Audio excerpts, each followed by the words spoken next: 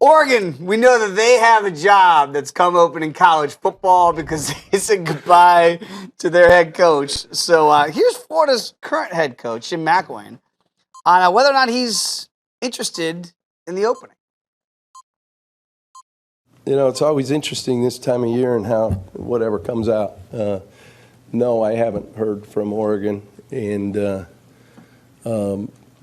you know, the things that get thrown out there at times, I don't know how it gets linked sometimes. And you know, I guess slow news day. I got my hunch there might be some recruiting things behind it. I don't know, but you know, we got that taken care of. A lot of time on the phone last night, obviously.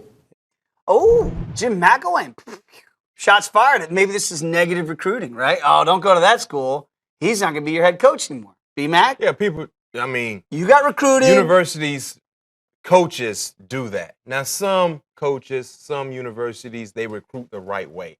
But, of course, this could be a tactic to use against Florida, saying that, you know what, your head coach could be on the outside looking in. He's on Didi. He could be going to a new university. You don't want to go into that situation knowing the coach that has recruited you will no longer be there. Okay, when you were being recruited by Bobby Bowden and a legend and a Hall of Famer like he is, one of the best coaches in the history of the game, did anybody try to say, young Bryant McFadden, don't go there. You know that old man's not going to be there for your whole 4 years? Not it. Actually, they didn't say that, and that was one of the main factors for me going to Florida State because I knew with his age, Bobby would not leave for another job, collegiately or professionally. Staying put. The only way he would leave was based on health, and those things you can't control. True. Jim McElwain has already denied that he's been contacted by Oregon. Do you think there's a level of interest there? Can you glean anything from what you've heard from him? I think he is on their radar. I wouldn't say high up. I think, first and foremost, you know, Chip Kelly would be the ideal name. I don't see that happening. But a name that no one is really talking about right now is Willie Taggart from South Florida. He's been a hot name on the streets. He's done a quality job throughout his coaching resume so far, being hands-on with Coach Harbaugh when he was there at Stanford. That could be a name that could be an intriguing name. And also, Oregon, they have like a Rooney Rule in place where they have to interview a minority when they have a head coaching job open. And that could be the one guy that gets an opportunity to be interviewed, but he could blow that interview process away.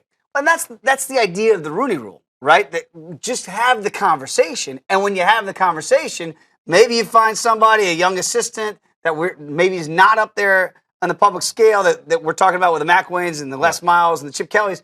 Did you get some new blood in there that we haven't seen before at the head coaching? Yeah, and also, if you're going to interview a minority based on a rule, go about it knowing and hoping these guys could blow you away. Yeah. Don't do it to fulfill a requirement. I got to do it. Exactly. And I think Oregon, they're one of the few universities that have this rule in place because clearly there are quality coaches, and it doesn't matter what race. And I think Willie's, like I said, he's a name that could really receive a lot of heat in the next few